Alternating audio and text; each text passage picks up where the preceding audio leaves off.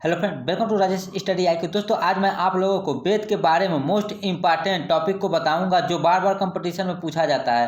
अगर आप पूरा वीडियो देख लेते हैं तो किसी भी कंपटीशन में वेद से रिलेटेड कोई भी क्वेश्चन गलत नहीं होगा। और इसी तरह की इंपॉर्टेंट वीडियो पाने के लिए इस चैनल को सब्सक्राइब करके बेल आइकन को दबा दें, जिससे आने वाले प्रत्येक वीडियो का नोटिफिकेशन आप तक पहुँच सके। तो आइए वीडियो देखते हैं। आज हम लोग वेद देखेंगे। वेद से जितने भी कंपटीशन में क्वेश्चंस आते हैं एकदम आसान भाषा में बताएंगे, जिससे कि आप लोगों को एक ही बार में याद हो जाए और कभी भूले ना। तो वेद कितने प्रकार के होते हैं? वेद होते हैं 4 प्रकार के। कौन कौन से? ऋग्वेद, सामवेद, यजुर्वेद और अथर्ववेद होते हैं। कितने प्रकार के होते हैं? 4 प्रकार के होते हैं। ऋग्वेद, सामवेद, यजुर्वेद और अथर्ववेद। सबसे प्राचीन वेद कौन सा है? सबसे प्राचीन वेद जो है ऋग्वेद है। कौन सा वेद है? ऋग्वेद है। और सबसे नवीनतम वेद कौन सा है? तो अथर्ववेद है। सबसे नवीनतम कौन सा है? अथर्ववेद है। पहला देख लेते हैं ऋग्वेद। ऋग्वेद का समय जो था 1500 ईसा पूर्व से 1000 ईसा पूर्व तक था। कब से कब तक था? 1500 ईसा पूर्व से 1000 ईसा पूर्व तक था। ऋग्वेद में कितने मंडल हैं? तो ऋग्वेद में कुल 10 मंडल हैं। ऋग्वेद में सूक्तियों की संख्या कितनी? तो ऋग्वेद में सूक्तियों की संख्या 1028 है। कितनी है? 1028 है। ऋग्वेद में मंत्र यानी ऋचाओं की संख्या कितनी है? तो 10,600। कितनी है? 10,600 है। ऋग्वेद में इंद्र के लिए 250 मंत्रों की रचना की गई है। ऋग्वेद में इंद्र के लिए कितनी की गई है? 250 मंत्रों की रचना की गई है। और अग्नि के लिए ऋग्वेद में 200 मंत्रों की रचना की गई। कितनी की गई है? 200 मंत्रों की रचना की गई है। ऋग्वेद के तीसरे मंडल में गायत्री मंत्र का उल्लेख किया गया। किसका उल्लेख किया गया? गायत्री मंत्र का उल्लेख किया गया। गायत्री मंत्र की रचना किसने किया था? तो विश्वामित्र ने किया था। कभी कभी कंपटीशन में पूछ लेता, मोस्ट इंपॉर्टेंट क्वेश्चन है। 9वें मंडल में सोम देवता का उल्लेख किया गया है। और ऋग्वेद के 10वें मंडल में शूद्रों का उल्लेख किया गया। किसका किया गया है? शूद्रों का उल्लेख किया गया है। एक बार 10 सेकंड में रिवीजन कर लेते हैं, फिर आगे देखेंगे। ऋग्वेद का समय 1500 से 1000 ईसा पूर्व तक है। ऋग्वेद में कितने मंडल है? 10 मंडल है। ऋग्वेद में सूक्तियों की संख्या कितनी है? 1028 है। ऋग्वेद में मंत्र यानी ऋचाओं की संख्या कितनी है? 10,600 है। ऋग्वेद में इंद्र के लिए 250 मंत्रों की रचना की गई है। इंद्र के लिए 250 मंत्रों की रचना की गई है। और अग्नि के लिए 200 मंत्रों की रचना की गई है। ऋग्वेद के तीसरे मंडल में गायत्री मंत्र जो विश्वामित्र द्वारा रचित की रचना है। और 9वें मंडल में सोम देवता का वर्णन किया गया है। ऋग्वेद के 10वें मंडल में शूद्रों का उल्लेख किया गया है। अब नेक्स्ट देखते हैं सामवेद। दूसरा है सामवेद। सामवेद का समय जो है 1000 ईसा पूर्व से 500 ईसा पूर्व तक है। कब से कब तक है? 1000 ईसा पूर्व से 500 ईसा पूर्व तक है। सामवेद का अर्थ संगीत या गायन होता है। सामवेद का अर्थ क्या होता है? संगीत या गायन होता है। सामवेद को भारतीय संगीत का जनक माना जा सकता है। सामवेद को भारतीय संगीत का जनक भी माना जा सकता है।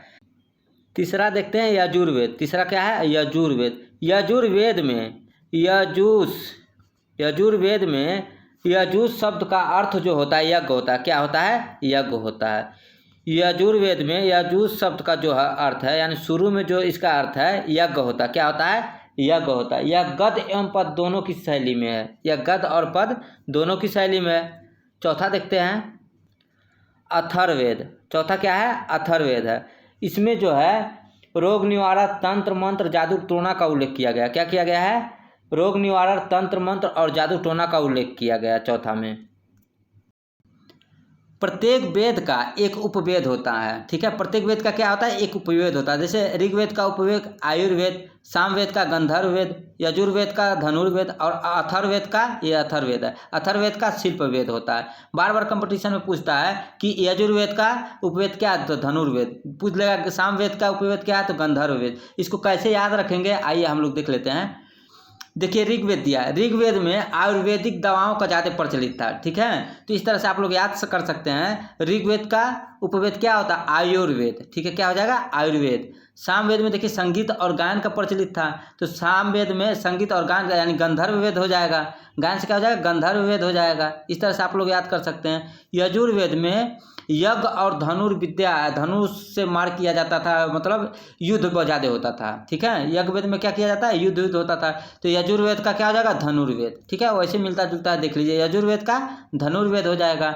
और अथर्ववेद का जो होता है सभी लोग जानते हैं शिल्पवेद होता है। अथर्ववेद का क्या होता है? शिल्पवेद होता है। एक बार और देख लीजिए आप लोग। ऋग्वेद का आयुर्वेद, सामवेद का गंधर्ववेद, यजुर्वेद का धनुर्वेद और अथर्ववेद का क्या हो जाएगा, शिल्प वेद हो जाएगा, अथर्ववेद का शिल्प वेद हो जाएगा। अब देखिए वेद के ज्ञाता कौन है और उपवेद के भी ज्ञाता होते हैं, इनको देख लेते हैं। वेद के ज्ञाता कौन कौन से हैं और उपवेद के ज्ञाता कौन कौन से हैं, इनको देख लेते हैं। अब वेद के ज्ञाता कौन कौन से हैं और उपवेद के ज्ञाता कौन कौन से, इसको देख लेते हैं। कंपटीशन में कभी कभी पूछ लेता है ऋग्वेद के ज्ञाता कौन है तो होत्रु हैं, पूछ लेगा गंधर्व वेद के ज्ञाता कौन है तो नारद जी हैं, तो इसको देख लेते हैं, मोस्ट इंपॉर्टेंट है। तो ऋग्वेद के ज्ञाता कौन है, होत्रु हैं, ये मोस्ट इंपॉर्टेंट है, बार बार कंपटीशन में पूछता है, तो इसको सभी लोग जानते होंगे। ऋग्वेद के ज्ञाता कौन है, होत्रु हैं। और सामवेद के ज्ञाता कौन है, उद्गाथा जी हैं। कौन है, उद्गाथा हैं।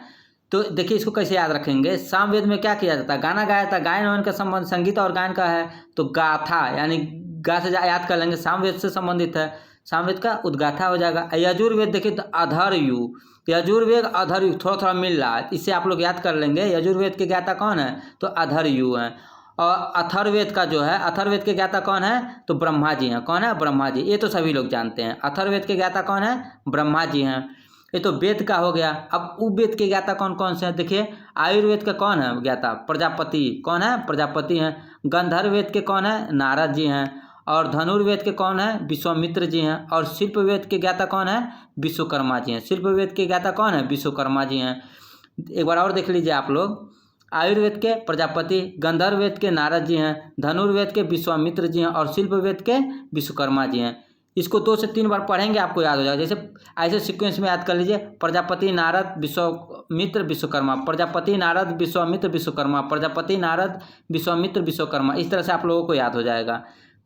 एक बार और 10 सेकंड में रिवीजन कर लेते हैं। प्रत्येक वेद का एक उपवेद होते हैं, प्रत्येक वेद का क्या होता है, एक उपवेद होता है। ऋग्वेद का उपवेद आयुर्वेद, सामवेद का गंधर्ववेद, यजुर्वेद का धनुर्वेद, अथर्ववेद का क्या हो जाएगा, शिल्पवेद हो जाएगा। अब देखिए वेद के ज्ञाता कौन है तो ऋग्वेद के होत्रु हैं, सामवेद के उद्गाथा जी हैं, और यजुर्वेद के कौन है, अधर्यु है, और अथर्ववेद का कौन है, ब्रह्मा जी हैं। अथर्ववेद के ज्ञाता कौन है, ब्रह्मा जी हैं। और उपवेद के ज्ञाता देख लीजिए, आयुर्वेद का प्रजापति, गंधर्ववेद का नारद, धनुर्वेद का विश्वकर्मा, विश्वामित्र हैं, और शिल्पवेद का विश्वकर्मा जी हैं। शिल्पवेद के कौन है, विश्वकर्मा जी हैं। अब देख लेते हैं वेद के ब्राह्मण ग्रंथ कौन कौन से हैं, मोस्ट इंपॉर्टेंट वो भी है और कई बार कंपटीशन में आता है। प्रत्येक वेद का ब्राह्मण ग्रंथ होता है जो मोस्ट इंपॉर्टेंट है, कई बार कंपटीशन में पूछा गया है। आरओ यूपीपीसीएस में कई बार पूछा। देखिए क्वेश्चन ऐसे दे देगा, शतपथ कहेगा, शतपथ किस वेद का ब्राह्मण ग्रंथ है, दे देगा पहला ऋग्वेद, दूसरा सामवेद, तीसरा यजुर्वेद, चौथा अथर्ववेद। जानते रहेंगे तभी तो यजुर्वेद का शतपथ ब्राह्मण ग्रंथ है, इसी तरह से देता है। तो आइए इसको कैसे याद रखेंगे हम लोग देख लेते हैं। ऋग्वेद का ब्राह्मण ग्रंथ जो है ऐतरेय और कास्तिकी हैं। कौन कौन है, ऐतरेय और कास्तिकी। इसको कैसे याद करेंगे, ऋग्वेद के ब्राह्मण ग्रंथ याद कर लीजिए एक, कितने हैं, एक, यानी ए से ऐतरेय और क से कास्तिकी, ए से ऐतरेय क से कास्तिकी, इस तरह से याद रख सकते हैं। अब दूसरा देख लेते हैं सामवेद। सामवेद के ब्राह्मण ग्रंथ कौन से, पंचबीस है। कौन है, पंचबीस है। अब नेक्स्ट देख लेते हैं यजुर्वेद। यजुर्वेद के ब्राह्मण ग्रंथ कौन कौन से, तैतरेय और शतपथ है। कौन है, तैतरेय और शतपथ। इसको कैसे याद करेंगे, शत यानी 100% सही है यजुर्वेद में, तो स से क्या हो जाएगा, शतपथ, और त से तैतरेय, स से शतपथ, त से तैतरेय हो जाएगा। देखिए ऋग्वेद में ऐतरेय है, क्या है, ऐतरेय है, और यजुर्वेद में तैतरेय है। आप कंफ्यूज ना होइएगा, कभी कभी कंफ्यूजन हो जाता है। ऋग्वेद का क्या है, ऐतरेय है, और यजुर्वेद का तैतरेय है।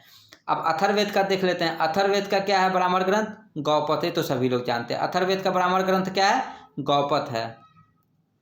वेद मैंने आप लोगों को पूरा डिटेल पढ़ाया है, अगर आप लोग 1 से 2 बार पढ़ लेते तो आप लोगों को कभी नहीं भूलेगा। और आप लोगों को पीसीएस लेवल तक का अगर वेद से क्वेश्चन आ रहा है तो इसी में से आप लोगों को मिल जाएगा, इससे बाहर कभी नहीं पूछेगा।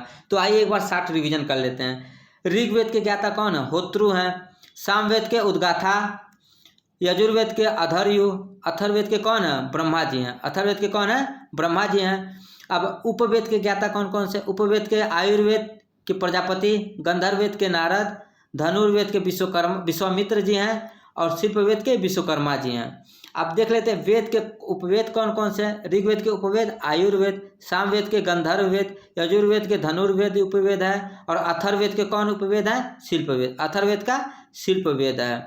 अब देख लेते हैं वेद के ब्राह्मण ग्रंथ कौन कौन से। तो ऋग्वेद के ब्राह्मण ग्रंथ कौन कौन से हैं, यानी एक, कैसे कहते याद रखिएगा आप लोग, एक, यानी एक का क्या हो जाएगा, ए से एतरे क से कास्तकी, यानी ए से एतरे क से कास्तकी, एक याद रखे रहेंगे तो आप लोगों को याद हो जाएगा। सामवेद का ब्राह्मण ग्रंथ पंचवीस है। यजुर्वेद का ब्राह्मण ग्रंथ कौन कौन से है, तो सत याद किए हैं तो आप लोग कर लेंगे, स से शतपथ और त से तैतरे, स से शतपथ त से तैतरे है। और अथर्ववेद का ब्राह्मण ग्रंथ कौन सा है, तो अथर्ववेद का ब्राह्मण ग्रंथ गोपथ है। कौन है, गोपथ है। और आप लोगों को बताया हूँ कि ऋग्वेद का एतरे होता है और यजुर्वेद का क्या होता है, तैतरे होता है। ये चीज़ आप लोग देखते रहिएगा, कंफ्यूजन हो जाता है बार बार। ऋग्वेद का एतरे और यजुर्वेद का तैतरे होता है। अगर यह वीडियो पसंद आया तो इस चैनल को लाइक शेयर सब्सक्राइब जरूर करें। धन्यवाद।